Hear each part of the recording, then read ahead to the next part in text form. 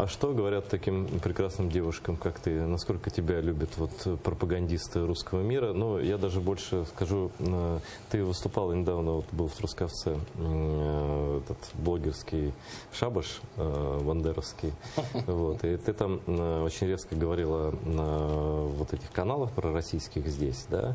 И сейчас тема номер один как бы обсуждается, 112-й, News One и так далее. Вот как к тебе относятся люди, которые там работают, и как ты к ним относишься? Ну, скажімо так, звичайні журналісти, з якими ми перетинаємось в пулах, вони налаштовані до мене доброзичливо, тому що вони поважають мене як професіонала, зате от ті, хто там зірки в кадрі, вони мене недолюблюють. Тому що часто в своїх ефірах я дозволяю собі говорити різко про те, що я думаю. Тому що, знаєте, нам насправді треба думати не стільки росіян зараз там ненавидить країну і не рахувати відсоток росіян, нам треба думати про голови наших громадян, які живуть тут, які в коментах часто мені під постами чи в приватні повідомлення пишуть: «От, коли власть поміняється, ми тобі покажемо». Чи, наприклад, коли я недавно розкопала історію з Денисом Жарким, це от людина, яка раніше була експертом на Ньюсфронт, виступала там, значить, на телеканалах Новоросії ТВ, вона зараз веде ефір на 112 каналі. Лише після мого посту увагу на цю людину звернув генеральний прокурор Юрій Віталійович Луценко і надіслав свій запит до СБУ. До того, як зізнався сам генпрокурор, він вважав, що це не ведучий, а гість. І от, знаєте, якщо ми самі, журналісти, не будемо випилювати поганих овець зі свого стада, ніхто нам не допоможе.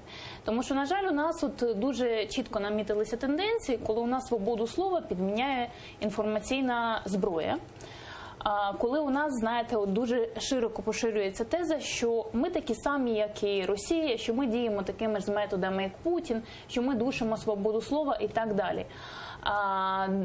Третє, знаєте, от дуже неприємно, тому що у нас, на жаль, не виростає когорта журналістів толкових, розумних, які от можуть бути грамарами нації, які можуть працювати з мізками людей, бути авторитетами для мас народу. Зато от дуже активно, як гриби після дощу, виростають журналісти, яким пофіг де працювати, їм пофіг, хто власники їхнього ресурсу. Вони можуть множити темники Медведчука, Портнова, власників в своїх каналах. Вони можуть фальсифікувати реальність. От була недавно історія з такою зіркою Страни.ua, як Івашкіна, і мені було дуже неприємно, коли після того, коли вона чітко зізналася, що вона фальсифікувала статті про Олега Сенцова, називала його терористом, писала, що йому начебто везли бомбу, знайшлися журналісти, авторитетні журналісти, які захищали і писали от відверто: ну, вона же красива дівчинка, давайте її простимо. Це аргумент величайший, і дадім второй шанс. Це дуже поганий аргумент, тому що, знаєте, я вважаю, що вона може йти